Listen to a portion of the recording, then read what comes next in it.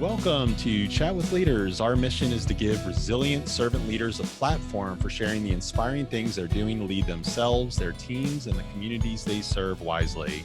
I'm today's host, Jeff Bond with That Berry, where we deliver custom apps and cloud solutions. I'm honored to welcome Tony Robinson, a remarkable leader in Atlanta, Georgia, who's currently the CTO of Fusus. Fusus combines public and private video camera feeds into one consolidated view, providing unprecedented levels of situational awareness to public safety officials and first responders on the scene. Welcome, Tony. Hey, great to be here. Man, it's so great to have you. Ever since the very first moment that I met you, you're such an interesting guy with great perspective. So it's such a privilege to have you on the show talking about leadership and bringing your expertise and inspiration into the fray. You know, we started this show amidst the pandemic of 2020. It's been quite the year. So we need to unpack that a little bit and also relate that to some of your background and experience. So that was kind of the first question I had for you, Tony, was can you give our listeners just a high level overview of what brought you into your leadership career and why you're here today as the CTO of Fusus?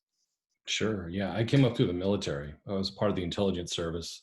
My specialty was interrogation, which sounds kind of like an intimidating thing, but I learned a lot through that process. I spent all of my career, 2 tours overseas, speaking North Korean to North Koreans in and around Seoul and the DMZ in support of counterinsurgency, counter-subversion operations. And the Army is an interesting place to learn leadership. Believe me, there's examples of both good and bad. Both those polar ends exist. And I tried to pay attention and, and replicate the good and not replicate the bad. Once I got out of the military, my last posting in the military, I was an instructor at the interrogation school, senior instructor. And that was a 9-to-5 job. And so I found a book called HTML for Dummies, which was back then about this thick. Now it's like this thick. But I read that thing 3 times in 2 days and started writing code. And I built a site for a military dentist who got out and who was ending his career in the military. And he told a bunch of his friends, and all of a sudden I had a whole bunch, 40, 50 websites out there. And I came to Atlanta, got out of the military there, came to Atlanta, and my very first day out of the military was my first day in a startup.com in 1998. Wow. And since then it's been here in Atlanta, 20 years. Well, yeah, since 98. And it's been a whirlwind tour, both startups and bigger companies as well. Yeah, and I'd be remiss to not say thank you for your service to our country, and it means the world to me personally, and I know it does to many, many people. So thank you for that. And I'm interested, given your background in intelligence and interrogation, you've developed a skill set around identifying people's weaknesses, which honestly, it can be viewed as an area of opportunity in the business world. So can you unpack that to me a little bit and how that training is translated into your leadership today and how you lead your teams? Sure. I mean, coming out of the military, I had a situation, kind of an epiphany, where back in 99, startup.com time, we were working 92, 93 hours a week, something like that, average across the team. And I was going home, and it was, of course, after midnight. I was going home, my front lights were out, and so were the lights inside my car. A rainstorm had come through the sunroof and blown them out. This is my brother's car, so there's no internal lights, right? So I'm driving home. I didn't know how fast I was going, and my lights were off. And of course, a policeman saw me and pulled me over. And because it was my brother's car, I couldn't see inside there. We couldn't find license or registration. I had my license, but he should have towed me. And, I saw how he was moving, how he was talking to me. I generated some from my tool set from, a decade overseas with spies. And I ended up with him driving me home with his lights on, a police escort home. He probably should have taken me to jail because I was going 95 when he pulled me over. I didn't know that. So after that moment, I thought, you know what? This is an unclear, potentially unethical advantage. I shouldn't use it like that, right? I shouldn't play poker. There's quite a few things I probably shouldn't do. And since that moment and that kind of idea about having tools that are sharp and using them in the right way, right? I started orienting it more on my teams. And Mm. to be clear, this is not a healing methodology. This is a course of study that's designed to take advantage, psychological advantage. That's what interrogation's about, right? Right. And so I I started to pull myself out of it from an egocentric perspective and decide that I would use it to advantage my team's capability of generating relationships with each other and with me and at home. I wanted them to work well at work and have just as much success at home, right? So I in the beginning it was mostly about stress management, but since then, you know, I felt like I could never exert that skill set without an equivalent amount of, or whatever amount of compassion that I could bring. Mm. So if you have the capacity to identify weakness and you use it to generate empathy, you're probably on the right path, right? And from a certain perspective, I mean, all these skills that we learned, my old mentor, who'd been at it 40 years by the time in the military, interrogation guy overseas, a Korean guy, member of the KCIA, he told me that, and this is probably not the right political climate to say something like this, but the empathetic underpinnings that allow these sorts of skills to come to the forefront make themselves manifest in nature more in women than in men, Mm. right? And so I thought, you know what, that's probably true.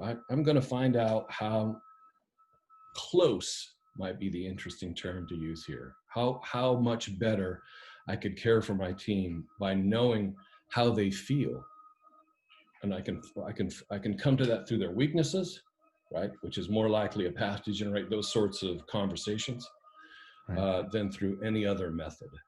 At least that's the idea that I had. So Yeah. I analyze my teams, I find out what their weaknesses are, and I attempt to shore them up. I Right? love that. There's a lot of And it, beauty in that. And I love how you talked about removing the ego from that and repurposing your skills and frankly using that for good. And it's good to be able to see that in yourself and to be able to re-relate that to yeah. what's actually going to benefit those that are your direct reports.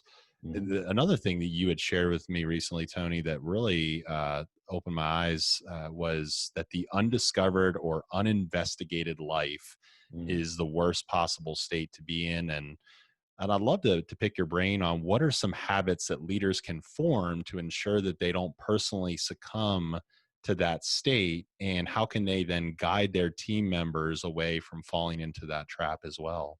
Mm. Yeah, I think core to that, and it's not an idea that came from me. It came through the old Stoic philosophers. I'm talking about Marcus Aurelius. You know, the Stoics. You can look. That's a Google search, so I'll leave to the listeners' task. But And we'll put it on the show notes too. yeah, sure. There's some very good stuff there about considering what the examined life is, and fundamentally, what I think it is, or at least a practice to get involved with, is you know, I think it was Daniel Boone. I'm not changing the subject here, by the way. Who there was one of those early explorers who lived a very principled life, and he had attitudes about suffering and pain that were very stoic in thinking. He didn't know about them, but he had a practice of journaling, which is probably not what you're the word I think thought I might use in this context. But he used this kind of end of day moment where you consider the whole day and what you did and what your impact on others was and what their impact on you was, Hmm. right? People do this sometimes through a meditative practice where they review the day, where they just close their eyes and think about it, right? If you don't do something like that, whether it's writing it down or thinking about it on a daily basis, you are in a state where tomorrow is going to be just like today. It's going to Hmm. have today's problems.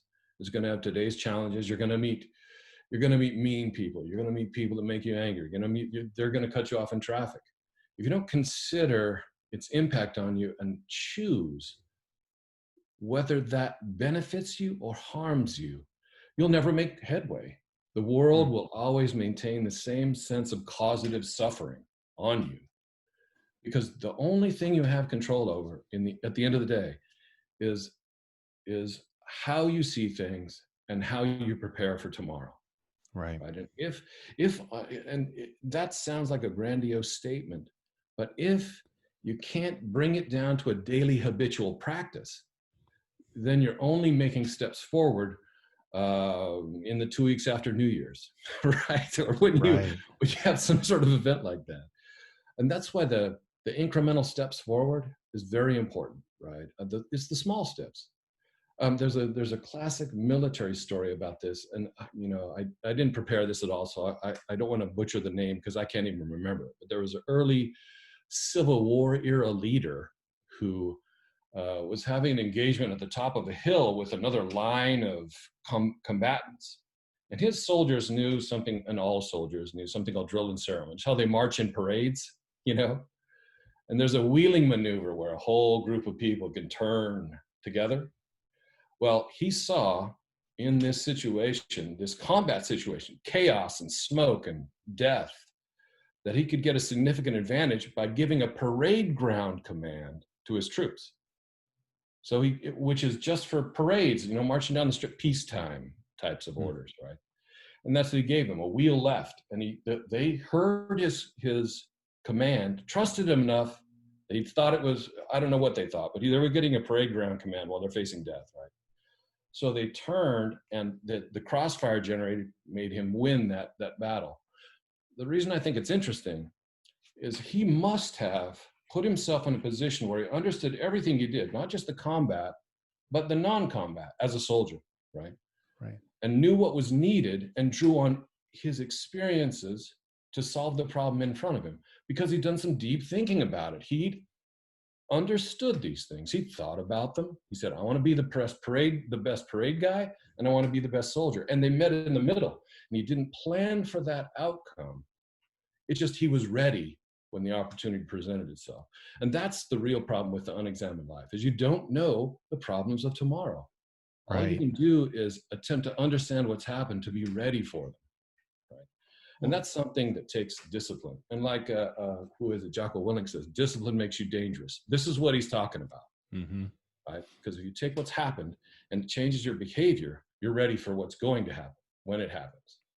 I have his Extreme Ownership book on my desk right now, one of my favorites. And I love that you gave a very actionable item, though, of unpacking your mind and understand where you are today. There's something cathartic about writing things down and journaling that allows you to be able to reflect and learn and absorb and take action in your future measures. So I think that's really great advice, coupled with how to examine this uninvestigated life. Why you had shared with me recently too, Tony, that it's dangerous to lead and manage your team based on key performance indicators alone. So KPIs, as a lot of people call them, right? So what's an example of a time where you've learned these risks, and when were you awakened kind of to this challenge? Yeah, I remember this conversation. I'm glad you brought it up. So I was working at a company. I mean, this is so personally serious, not to me, but to the people that are involved, that I don't want to dig into any of that. I don't want anybody to get doxxed for any of this stuff. Right. I mean, I had someone who worked for me, and I set up a velocity measurement practice. Everywhere I go, I do that. And the way I implement it has differed over time and been improved. But I had a guy on my team who was, his productivity is declining. And we did sprints, 2-week sprints. Most people do that.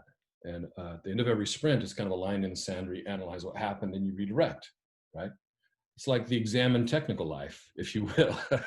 So at the end of 2 weeks, I looked, and in my agile practice, I want to find the 2 or 3 bottom performers and focus half of my efforts on them, at least, right? Because I want the whole team to rise. The whole team's productivity matters. So I was very focused on the bottom performers for whatever reason. And bottom performers are fine. I mean, in 2-week sprints, someone could be working on something for 2 weeks. They don't deliver until the 3rd week. So that next sprint, their productivity just shoots up, right? because the tree they were chopping down that whole time finally falls in that other sprint. So I'm not concerned about one sprint at all. I'm just like, hey man, I see you're working on stuff. Great. We'll ascertain next sprint, you know. So I did that. Into that next sprint, his productivity declined even further. So I knew he wasn't working on things that would take more than 4 weeks to finish. You know, this is classic ticket-driven work. So we're talking 2 to 3 days, 4, 5, 6, sometimes longer, but those are more rare, right? And that's the time when I sat down with him. I said, hey man, is everything okay? Because sometimes you have to have a conversation that results in an endpoint where you make a determination with them that this isn't the kind of work they want to do, or this isn't the place they want to do it, or they have a problem with one of their code. Whatever the issue is, I want to find out what it is. So I went and I said, hey, what's going on? He said, yeah, I just got some stuff going on and I'm fine. Just look for me next sprint. Next sprint, even worse. Like, hey man, you got to come out of this. This is where I go to my boss and I say, you know, this guy's been on a glide path to zero, right? And I've intervened once, and my boss at the time was kind of a hardliner. Said, okay, prepare paperwork and put him on a program. In Georgia, that's how you prepare to fire someone for poor performance, right? So I followed that advice. I brought it in. When you do that, you deliver it to them. You read it together with them, and they typically sign saying, yes, this is what we talked about. I sign saying, yes, this is what I said. You know, and that's when the moment starts. You got 90 days to, you know what I'm talking about. I did not do that, right? I wanted to find out, and this admittedly was probably a dangerous thing. It could be dangerous, where you say, what's the real reason? You know, because it's not, you know, I went through the classics. You don't have a problem with the people around you. You don't have a, you know, well, long story short, his wife had died and he was coming into the office to mourn because he could not stand being at home with all their things. Right? I'm like, oh man. And I looked at that paperwork in my hand. I said, I'm not going to deliver this. Yeah. This is not what I'm going to do. So I said, let's end this meeting. I'm going to get back in touch with you in an hour. So I walked down to HR. I said, I know we have counseling as one of our, and I have a guy who has to have it right now. No BS. I'm not accepting anything else. Right. That's and powerful. This is a moment where I realized my KPIs had impinged on my capacity to serve my people. Right. They had I must have been putting off that vibe, right? I must have been saying, here's what we're concerned about, productivity, right? But at the end of the day, and this is my takeaway from all this, is all technical problems are people problems. It doesn't matter whether it's a bug in production or a productivity issue or an interpersonal issue with another person in the company that has a result on our business processes, right? No matter what it is, its core has something to do with a person. And the KPIs, this is my one sentence takeaway from this whole thing that I've followed ever since. That all KPIs tell me only one thing, that I need to find someone to talk to about this. Not that I need to take an action. That was the difference. I said, I'm not going to fill out the paperwork, put them on a program, which was, if not strictly from a business perspective, correct, it was definitely unethical, maybe immoral, to punish someone for mourning, right? Because man, we all go down that path sooner or later. And the last thing we need is someone telling us, I know you're feeling bad, but I'm going to fire you. Right? I mean, oh my gosh, it's so horrible. And I wasn't really close to that. I'd like to think that I did catch it, right? But how many times do we not catch those things? And this is an interrogator's viewpoint, right? Said that I went through this process. I didn't think about or use any of it. Maybe I did use some of the interrogation tools to discuss my way through it, right? But from a purely business perspective, 3 weeks later when he came back after counseling, he was stronger than he was before, better, a better team member, a better person, more mature. Of course, you can't go through something like that and survive it, right? With the right support, right? And not just a better employee, but more loyal, the exact opposite outcome if I had pushed through with the paperwork. Right. Yeah. All But can you because you had imagine? the empathy and the Yeah. heart to say, how are you doing? To ask that question versus just making it about performance and a termination, is that you took Yeah. that action to ask. And a lot of the times we don't ask, we don't care, and caring deeply is one of those things that as leaders, I think we need to bear the responsibility of. Right. Tony, we're running a little short on time. I'm going to ask you one last Oh. question here around public safety. It's been an increasing concern in today's society, and ensuring the facts are obtained through the use of video surveillance and Mm, policing. So, how has Fusus been taking a more proactive approach and emphasizing officer, citizen, and community safety with your platform? mm. Well, one interesting thing about about the platform we produce and make available, it's for all first responders, including police, which is kind of a hot button topic right now. But one thing that's definitely true, not just about Fusus, but about the world in general, is the proliferation of video-based platforms. We have them in our hand, right, all the time, our pocket. So one thing that is becoming more and more true about all surveillance, at least video surveillance, right, is if you have a video of something, and this just happened via a presidential tweet recently with some toddlers, but you decide that you're going to take a cut of it, right, and you're going to display it with a politicized or some sort of message associated with it. Someone else has the same cut with all the other stuff. Hmm. There are always multiple views of the same instance. That means that any surveillance-based system has the potential, if there's malfeasance in it, of being called out. And from Fusus's perspective, we want to show the absolute truth, evidence, right? And that's exactly what we do. But we don't watch video all the time. We have devices out there, and if you say, I want to know what happened this time, you can pull that video and see it, right? But that video, there's probably people filming the same thing. When there's something going on out there, you're not the only camera. And Right. knowing that, the only business effective way is by telling the truth, letting the video show what happened, right? And that is complying with what's actually happening. I mean, all the social unrest we see right now was by multiple videos catching something horrible and proliferating that information. Right. And There's some all those accountability in videos, that too, which is kind of a beautiful thing too, to be able to tell the the truth. truth. Yeah, the truth. I Yeah. mean, if you doctor it and someone else shows it from a different angle, proving oh, your integrity's gone. And from a Right. business perspective, we'll never do that, right? Yeah. We can't. We cannot do that and survive as a business.